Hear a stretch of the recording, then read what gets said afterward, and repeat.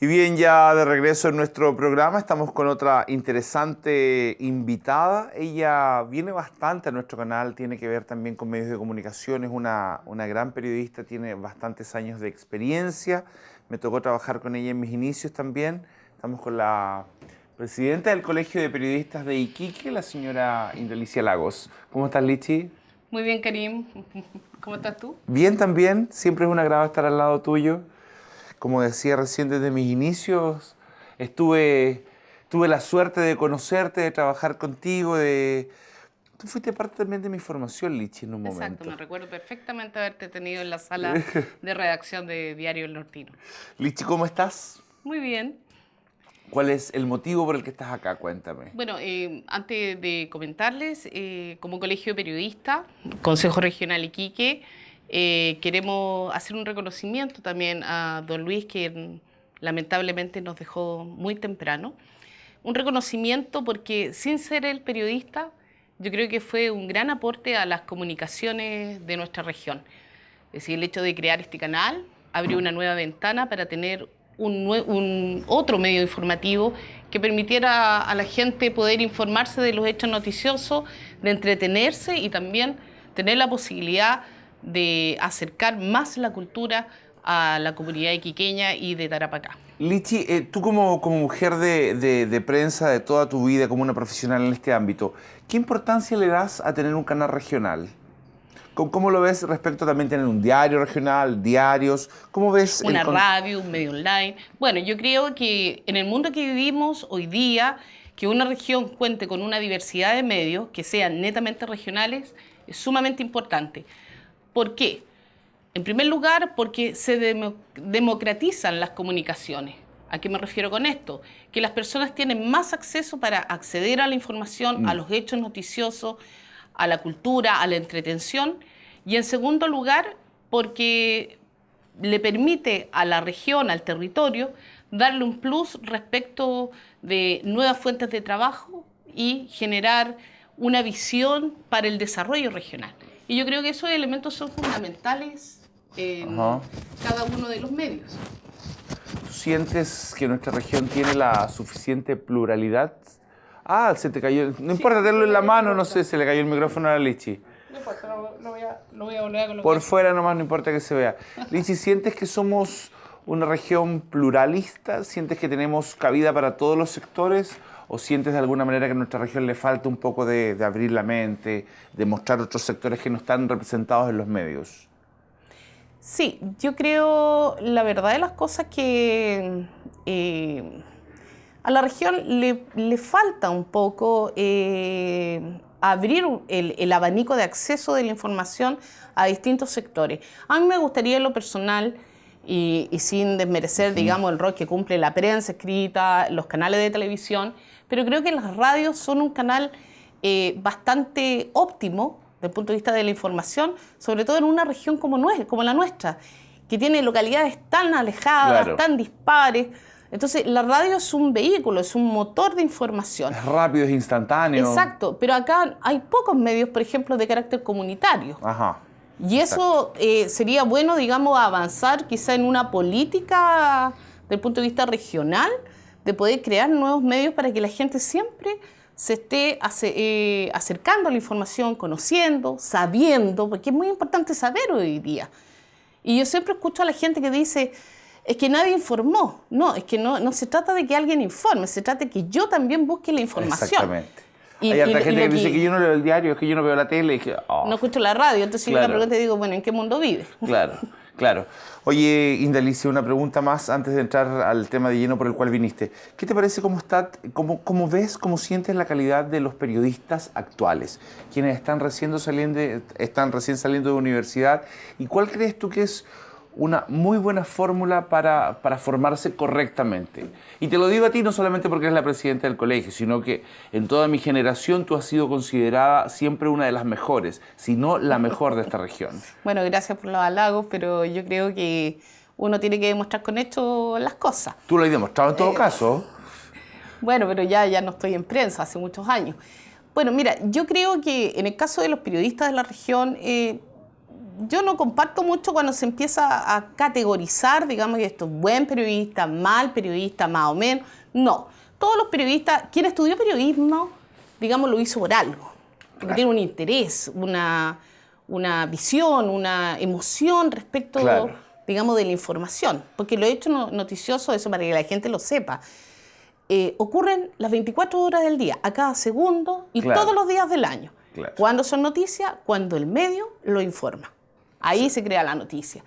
Y en ese sentido, yo creo que acá lo que quizás le falta a los colegas es poder tener, desde el punto de vista de los medios, mayor libertad. Libertad respecto de poder expresar los hechos que cubren, digamos, de una manera directa, espontánea, Ajá. tratando de buscar como todas las aristas del caso, no solamente enfocando en una sola mirada.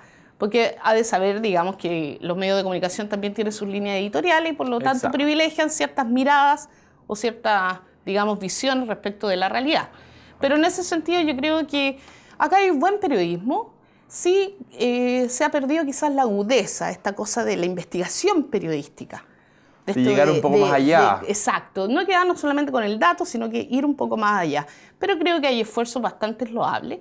Y sobre todo, digamos, en el caso, y no porque esté acá, en el caso de este canal, digamos que más que la investigación periodística, ha hecho del trabajo periodístico, digamos, un buen producto en términos de los documentales.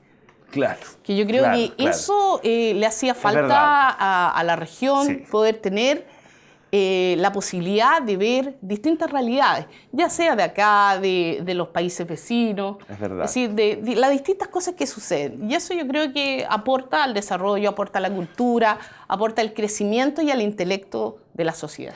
Indalicia, y por otra parte, cuéntanos, ¿cuál es? Mira, hablamos un montón de cosas finalmente y no hemos llegado al Y tema no por hemos el cual llegado al viniste. tema, exacto. Fíjate que a mí me parece interesante lo que vas a explicar, no solamente en el término de la historia en sí, sino que para que la gente sepa quién es Manuel Castro Ramos. Sí, pero Cuéntame. antes de explicar, yo quisiera contarle y también invitar a la comunidad, a la que pueda hoy día. El Consejo Regional Iquique del Colegio de Periodistas, vamos a realizar hoy al mediodía una romería en memoria, en honor de Manuel Castro Ramos, en el cementerio número 1. Ok, para que Y la estén pregun- pendientes si alguien puede ir. Claro, y muchos se preguntarán, bueno, pero ¿qué tiene que ver el Colegio de Periodistas con Manuel Claro. Castro Ramos? Porque casi todo el mundo asocia a Manuel Castro Ramos con una calle, con la Es escuela. famoso y acá en Iquique, pues él es bien Exacto. famoso y mucha gente no sabe la historia. Y no sabe por qué. Bueno, Manuel Castro Ramos, él fue un profesor, también literato, pero también fue un periodista, digamos, del siglo antepasado, Claro. previo a la Guerra del Pacífico, y el Colegio de Periodistas reconoce en él al primer mártir del periodismo chileno. Ya. Él llegó a Iquique en el año 1874, proveniente de Antofagasta, y acá, digamos, que era territorio peruano, había una pequeña colonia chilena. Él funda un periódico que se llama La Voz del Pueblo, donde escribe, digamos, y difunde información manifestando el clamor de esa comunidad chilena que a menudo recibía malos tratos o era sancionada desde el punto de vista de los impuestos, de los apremios por parte de la policía peruana. Que en esa época la ciudad era peruana y Exacto. los chilenos que vivían acá previa Guerra del Pacífico. Exacto, previo, estamos hablando de 1874. Entonces él, que tenía una agudeza intelectual bastante llamativa, él comienza a publicar, escribir artículos, crónicas y denunciar ciertos hechos que afectaban a la comunidad chilena. Bueno, dentro de todas las publicaciones que hizo, la que gatilló la historia de Manuel Castro Ramos en estas tierras fue la relacionada con un artículo que se llamaba El presupuesto de un comisario, donde hacía referencia a las malversaciones, irregularidades y cosas oscuras del comisario de la época, peruano, digamos,